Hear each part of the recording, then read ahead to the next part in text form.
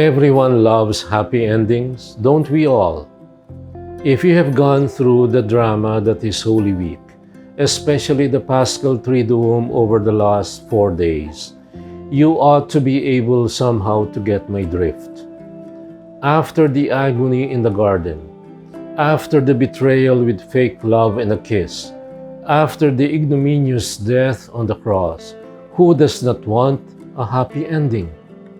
But take note, I counsel you to see the resurrection as a happy ending. First and foremost, in the resurrection, nothing ends but something begins. Nothing lives but something dies. And nothing dies but something lives. Confused yet? You must be. The death of Jesus on the cross is folly according to Paul the Apostle. He even calls it a scandalon, a tripping stone, foolishness for most people. And yet he also offers to call it wisdom. Wisdom not as the world sees it, but wisdom as God would have us see. You see, faith means seeing more, not less. Faith means seeing with the eyes of God.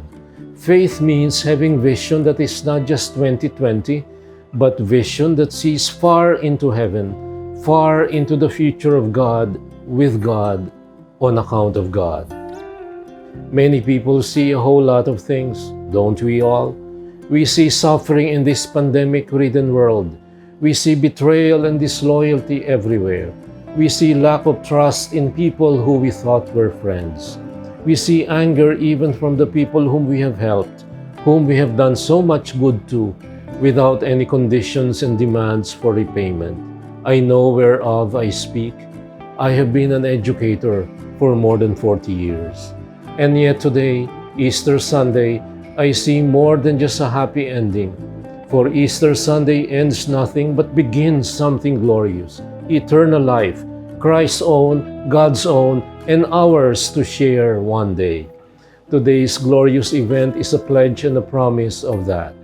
A pledge and a promise. What Christ is now, seated at the right hand of God forever, is what we are all called to become. Let me end with the exact words of the poet Francis Thompson talking about life and death. The falling rain that bears the greenery, the fern plants molder when the ferns arise. For there is nothing lives but something dies, and there is nothing dies but something lives. Till skies be fugitives, till time, the hidden root of change updries, are birth and death inseparable on earth. For they are twain yet one, and death is birth. And this Jesus, the Christ, the Lord, the way, the truth, and the life is risen for you, for me, for us all. We will rise again. Don't we all want that? And this, my dear friends, is your Kalakbay at Katoto saying thank you and happy Easter to all of you.